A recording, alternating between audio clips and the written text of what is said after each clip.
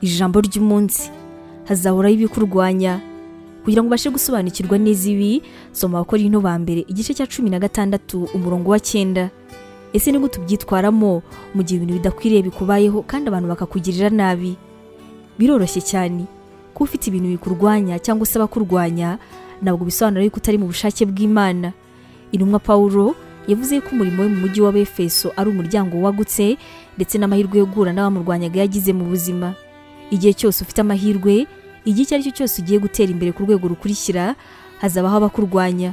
Abantu bazagerageza uko bashoboye kose ngo baguce intege, bazagerageza kuvuga ibintu byose ubyumve, bazagerageza kuvuga nabi, ndetse kandi abazaguteranira benshi bazaba barimo kubiterwa n'ishyari. Abantu bagera ku ntego zabo, menye yuko atari ba bantu batwarwa n'ibitagenda neza. Ntabwo ari abantu bacika intege kuko bagize ikibazo cyo gusubira inyuma cyangwa se kubera yuko umuntu yabakoreye ibintu bibi. Abantu bagera ku ntego zabo bazi yuko Imana ari iyobora, barabizi yuko Imana ari igomba kuyobora intambwe zabo.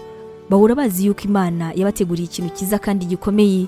Ingorane uko zaba zimeze kose zishobora kukubera inzira nziza yo kuzamurwa.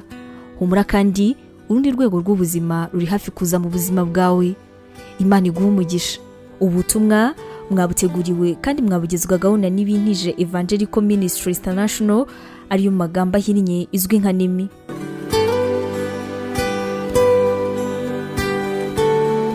Waba utekereza ko wahamagariwe gukora umurimo w'Imana?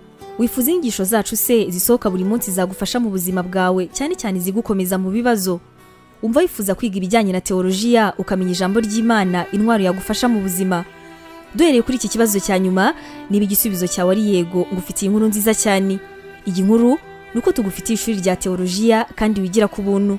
Mu ishuri ryacu harimo porogaramu zitandukanye zirimo nka Pastoral Studies, aribwo buryo wakwiga kuba umuvugabutumwa mwiza cyane. Tugufitiye kandi Biblical Studies, ariyo masomo atandukanye ya Bibiliya, ndetse na Christian Counseling, inama za Gikristo zifasha gukomeza imitima. Kugira ngo usobanukirwe biruseho, wasura urubuga rwacu arirwo wa@nemibibleinstitute.com, cyangwa se nanone ukaba watwandikira kuri WhatsApp kuri izi nimero 141 232 655 wanatwandikira kandi kuri email yacu ariyo nemevangelism@yahoo.com. Imana iguha umugisha.